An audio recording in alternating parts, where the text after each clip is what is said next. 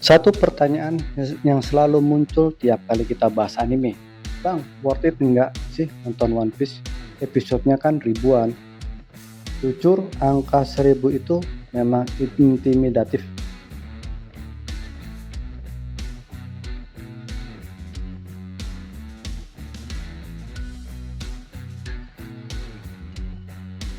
Tapi, ada alasan kenapa mahakarya Eiichiro Oda ini tetap berdiri kokoh di puncak selama lebih dari 2 dekade.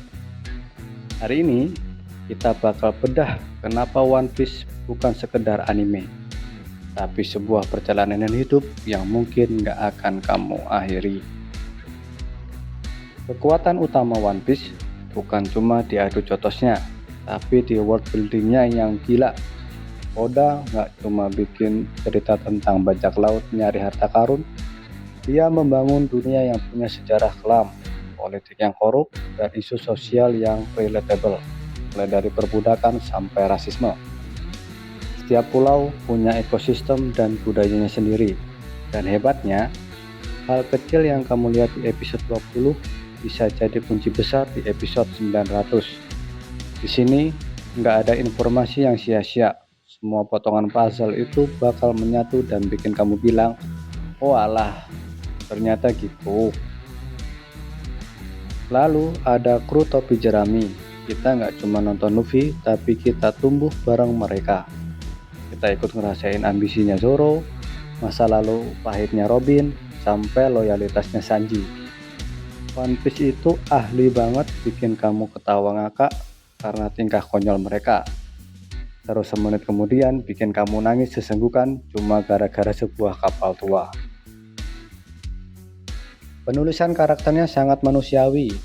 Mereka punya kelemahan, mereka gagal, tapi mereka terus bergerak maju demi satu kata, kebebasan. Tapi, mari kita jujur-jujuran. One Piece punya satu masalah besar, pacing atau tempo. Karena ini anime mingguan yang nggak mau balapan sama manganya. Terkadang satu adegan bisa terasa lambat banget, banyak flashback yang diulang-ulang.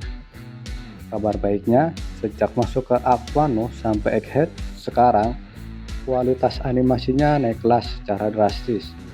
Toei Animation sekarang nggak ragu buat kasih visual sekelas film bioskop buat episode mingguan. Kalau kamu merasa animasinya di awal agak jadul, bertahanlah karena glow up-nya luar biasa. Kesimpulannya, apakah worth it? Jawabannya yes. Tapi tips dari saya, jangan nonton buat ngejar episode terbaru. Nikmatin setiap perjalanannya. Karena One Piece bukan soal apa harta karunnya, tapi soal seberapa jauh kamu sudah melangkah bareng kru ini. Jadi, bagi yang belum nonton One Piece, coba tonton.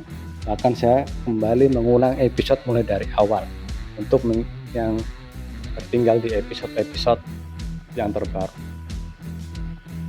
Oke, sekian, kita ketemu di video selanjutnya untuk bahas anime yang lainnya lagi.